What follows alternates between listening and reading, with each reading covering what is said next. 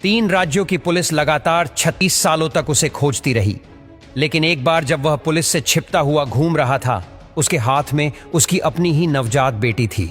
पर अचानक बेटी रोने न लगे और वह पकड़ा न जाए, इसलिए उसने अपनी ही बेटी को मौत की नींद सुला दिया। तब पुलिस ने उसे किसी तरह जंगल से बाहर बुलाने और फिर उसे न्यूट्रलाइज करने का प्लान बनाया। तो आखिर पुलिस अपने इस प्लान को किस तरह एग्जीक्यूट कर पाई और क्या थी कुख्यात चंदन तस्कर वीरप्पन के एनकाउंटर की इनसाइड स्टोरी? केरल, तमिलनाडु और आंध्र प्रदेश के क्षेत्रों में पहले चंदन के जंगलों में एक समय ऐसा भी था जब पुलिस वाले जाने से पहले पूरी तैयारी करते थे, क्योंकि उस जंगल में चंदन की लकड़ी का कुख्यात तस्कर वीरप्पन मौजूद होता था, जो अपनी क्रूरता और खतरनाक इरादों को अंजाम देने के लिए कुख्यात था। 3 स्टेट की पुलिस ज्वाइंट ऑपरेशन चलाने के बाद भी उसे पकड़ नहीं पा रही थी। राज्य सरकारों ने उसके खिलाफ चलाए गए अभियानों में 100 करोड़ रुपए से ज्यादा की रकम फूंक दी, लेकिन फिर भी वीरप्पन का कोई अता पता नहीं था। उन दिनों तमिलनाडु में जयललिता की सरकार थी और साल 2001 के जून महीने में जयललिता ने वीरप्पन के खिलाफ चलाए जा रहे अभियान की कमान सीनियर आईपीएस विजय कुमार को सौंपी, इस उम्मीद के साथ कि वह वीरप्पन के आतंक का सफाया करेंगे। आईपीएस विजय कुमार भी वीरप्पन के खतरे को अच्छी तरह से जानते थे। पुलिस वाले इस बात को अच्छी तरह से समझ चुके थे कि वीरप्पन को जंगल के भीतर पकड़कर मारना या फिर उसे जिंदा पकड़ना बड़ा मुश्किल है, क्योंकि वह जंगल के चप्पे चप्पे से वाकिफ था और वह एक पल में ही जंगल में कहीं छिप जाता। तब वीरप्पन को न्यूट्रलाइज करने का एक ही तरीका नजर आ रहा था कि किसी तरीके से उसे जंगल के बाहर बुलाया जाए और फिर उसे खत्म किया जाए। लेकिन सवाल उठता था कि आखिर वीरप्पन बाहर क्यों आएगा और उसे बाहर किस तरह बुलाया जाएगा?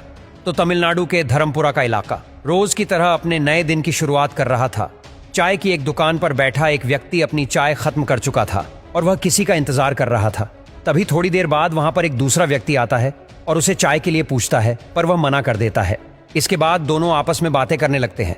ऐसा लगता है जैसे दोनों काफी परिचित हैं, पर बीच बात में आने वाला व्यक्ति पहले वाले व्यक्ति को बताता है कि टारगेट बहुत जल्द ही अपने एरिया से बाहर आने वाला है।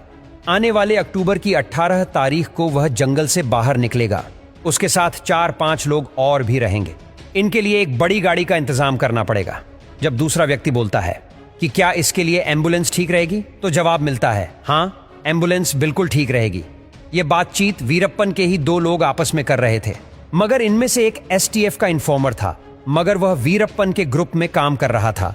वीरप्पन के ग्रुप के लोग उसे कंबल के नाम से बुलाते थे, जबकि दूसरा व्यक्ति भी एसटीएफ के मिस्टर कन्नन का इन्फॉर्मर है, जो यहां से मिले इन्फॉर्मेशन को जल्द से जल्द अपने ऑफिसर तक पहुंचाना चाहता है। एम्बुलेंस कोकून घटना वाले दिन के ठीक पहले ओपेरा पुलिस स्टेशन के पास खड़ी हो जाती है।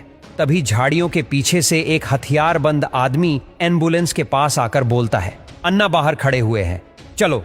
इसके बाद एम्बुलेंस रवाना हो जाती है।